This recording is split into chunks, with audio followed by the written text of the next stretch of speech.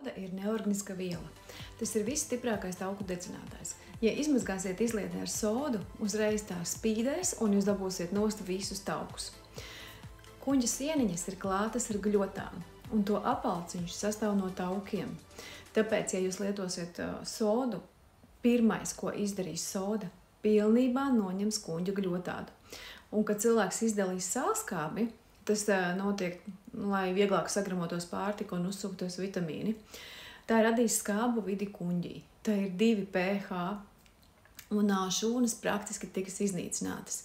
Pirmkārt, tas būs erozais gastrīts. Pēc tam kuņģa čūla, kam var sekot nākamās saslimšanas. Vistreknākais, taukainākais orgāns mums ir smadzenes. Tas sastāv 70% no ūdens un taukiem. Ja soda iesūksies iekšā, notiks nervu šūnu neironu attaukošanās, kā rezultātā var rasties dziļa depresija. Ja cilvēks sāks tievēt, sabojās kuņģa zārnu trakta sekrēciju, zaudēs kādus kilogramus svara, 5–10, bet pēc tam sāks parādīties ļoti sarežģītas problēmas ar serotonīnu. Jo smadziņu sārmināšana ķīmiskā veidā, soda ir ķīmija, tas nekad nebūs dzīvs ūdens, bet gan miris. Ja pievienos sodu akvārijā, zivtiņas nomirs.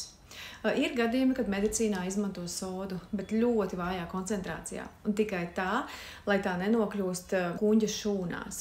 Sodu var izmantot ejot vannā. Ar to var apstrādāt roku nagu iekājumus, ar to var veikt ādas pīlinkus, sajaucot to kopā ar sāli. Var skalot kaklu, bet nekādā gadījumā to nedrīkst dzert. Tā nav organiska. Koralis ir organisks. Tas ir dzīvnieks augstas klases. Tādēļ, lai sārminātu organismu, lietojiet koraļu smiltiņas. Tur ir nātrijs, magnijs, kalcijs, kālijs, kas ir savienoti ar aminoskābēm. Un tā ir atslēga, lai šāds ūdens iekļūtu šūnā. Soda ir ļoti labs, spēcīgs antiseptiķis. Ar to varat mazgāt traukus vai mērcēt tajā kājas.